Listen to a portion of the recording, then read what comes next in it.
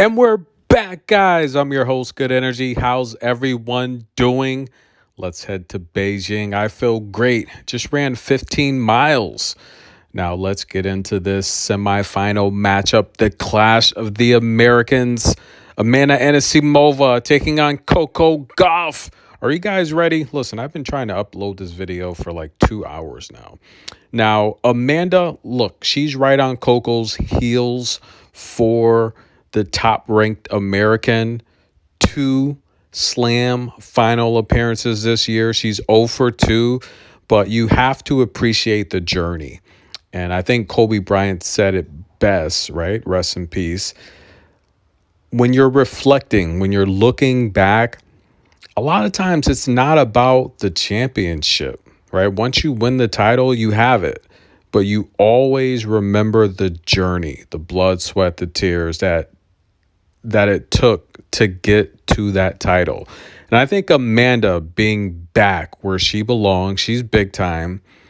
It's been a tough journey, right? Her coach literally dropped her. When does that happen? And I just felt mentally she was battling a lot internally. And to see her back, as I've always said, look, along with Osaka, she's the best, cleanest, most purest ball striker on tour. Very technical. And this is why I like Davenport. Everything I say, she comes back later and says it. I mean, and of course, she's a Hall of Famer, right? Very talented. Her IQ's unmatched. But we're on the same page all the time. I've said for years that, look, I just feel Amanda and Osaka, their games are very comparable. Their games are identical, very close. That matchup at the U.S. Open, Davenport said, she said, look, these two ladies are the same player. Their games are just alike.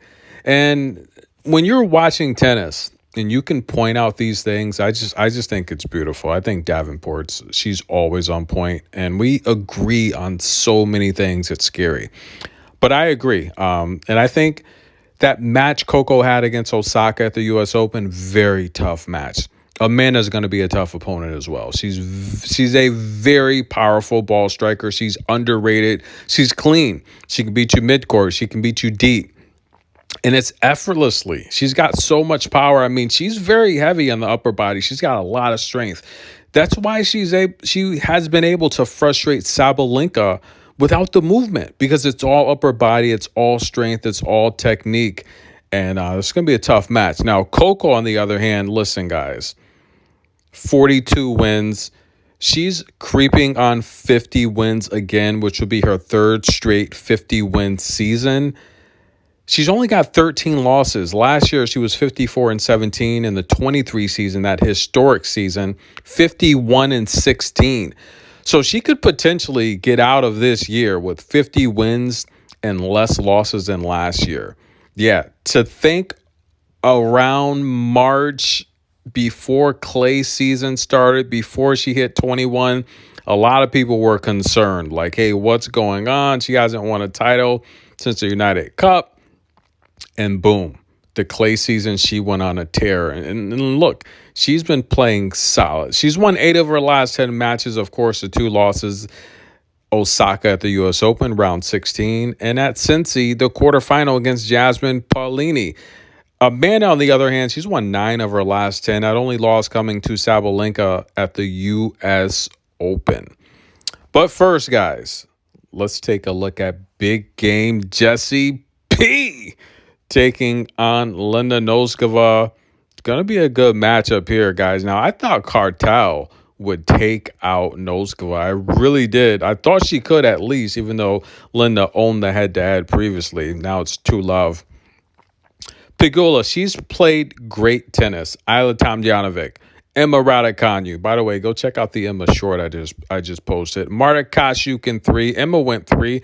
And Navarro went 3. She's playing a lot of tennis, while on the other side of things, Linda's had a pretty straightforward run here. Wong in straight sets.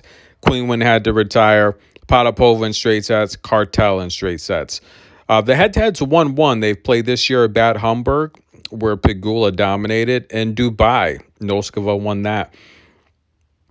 Of the 2 times they've played, 3 sets have gone at least 12 games, with 2 going to a tiebreak.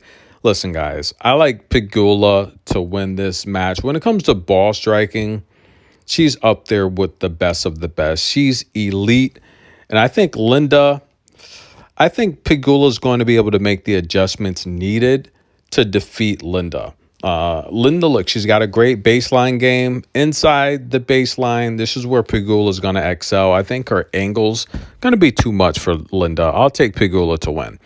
And back to the main event, ladies and gentlemen. Coco Gauff taking on Amanda Anisimova. We remember that epic junior battle, right? The U.S. Open, where Amanda, she edged out Coco. On the main tour, the head-to-head's 1-1. They've played at Parma, where Coco won that in straight sets. And then they played at Wimbledon a few years ago, where Amanda won that in the round of 32. But overall, Amanda, listen, she averages just under 4 aces per match. Her double faults, though, she's right around 3 per match, so she kind of gives them back. But Amanda's got the serving capability. She could put up 7, 8, 9 aces any match. She's really that skilled. Overall, she wins about 71% of her service games, which is pretty good, right? As long as you're over that 70 percentile range. Remember, Serena Williams for her career is about 83%. That's amazing. Most of the guys on the ATP, they win about 80+% of their service games, which is why you can make the argument that women's tennis is just more competitive. It's more interesting. You're going to get more breaks. Not the case on the men's side of things. Now, she gets about 62% of her first serves in play. She wins about 65% of those. She does struggle on the second serve, losing 52% of her second serve points. Ouch.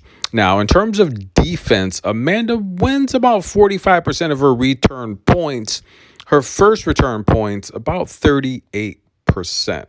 But when we're talking about Coco, we all know the best defender in the land, winning every other return game, winning every other return point. Now, her service games won is down on the year over year. She's at about 69%. So that's lower than what Amanda's doing at about 71%.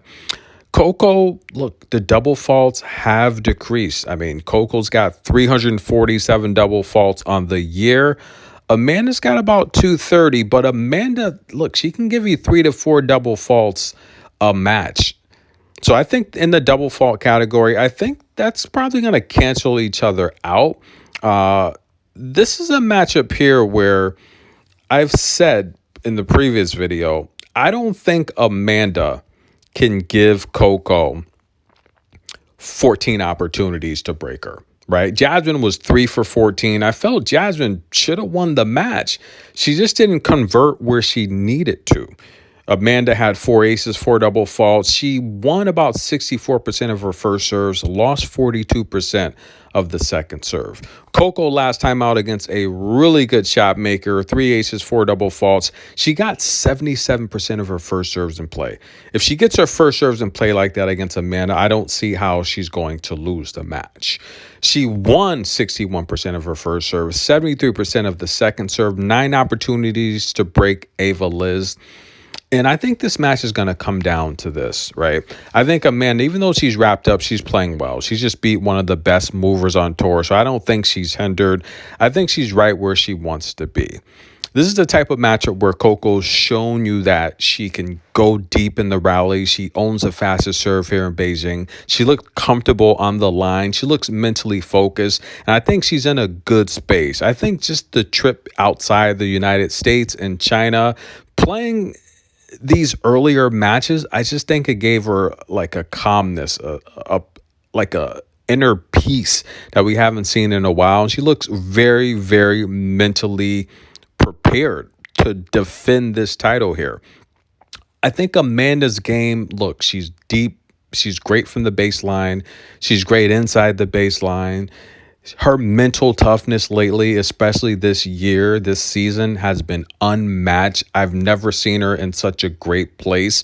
I still think she gets down on herself a little bit too hard. She's having a great season. She's having a great career. Let's just be honest. You make 2 slams in 1 year, 2 slam final appearances. I think that's amazing. But overall, I do think she is still a bit hard on herself, and she's going to have to be careful because Coco's going to stretch her. Coco's going to make her work. Coco's going to make her run. And she frustrates opponents. You saw what she did to Belinda. Belinda was overreacting, and a lot of that was just Coco working her. Coco's going to have to work Amanda to win this match. Amanda, and this is why I agree with Lindsay on so many things. She echoes everything that I say. Amanda, and this is what Davenport said, I've said it in the past many times, Amanda doesn't want to move. She wants to beat you. I'm not going to say stationary, but she's want to beat you without using her feet as much as possible. And she can. That's why she gives Sabalenka so many fits. She's got the power to take control of any rally and change the tide effortlessly, just like that. Very technical, but her balls are difficult to return. That's why opponents struggle because of the trajectory. Coco's gonna have to attack. I think she's gonna have to be a little bit more aggressive in this match. We've seen her more aggressive all tournament long than we've seen in a very long time. To beat Amanda, I think it's going to be a tough match. I could see Amanda coming out playing her best tennis in the first set, putting herself in a position to win the match. However, I do think she's played a lot of tennis lately. That match against Jasmine was a lot. I think Coco's well rested, even though both ladies had a day off. I think Coco's going to be in the better condition to win this match in 3. I could see Amanda starting out fast, and I could see Coco coming on, winning the second and third set. So I could see this going 3 sets. I could see Coco edging it in 3. Overall, Coco's going to have to stretch the court, continue to play aggressive. Of course, she has to serve well. She gets 77% of her first serves in play like last match. I think she wins this match pretty comfortably. But she's going to have to play fast. You have to speed Amanda up, get her frustrated, make her work. That's how you beat Amanda. You can't be lured into her game trying to exchange and go toe-to-toe for her, even though I think Coco can do that without a problem with Amanda. But I think she'll have her better chances to get Amanda frustrated and moving. And then look, who knows? It could all fall down from there. For Amanda to win, she just has to play her game. She's got to use her angles. She's got to come cross court. She's going to have to defend the short ball. She's going to have to move. And we've seen her move the best she's ever done this year. Her footwork has gotten better. She's still young. She's 24. She's 3 years older than Coco, but she still moves well. And I think she does get a knock on not being as athletic.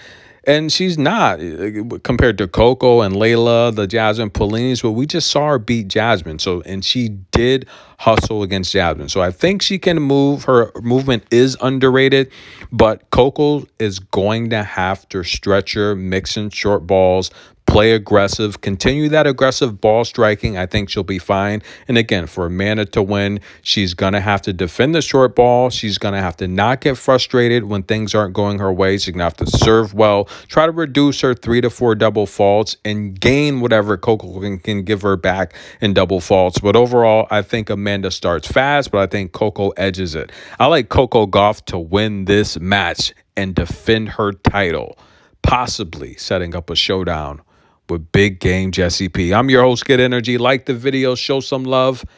We'll be back, guys.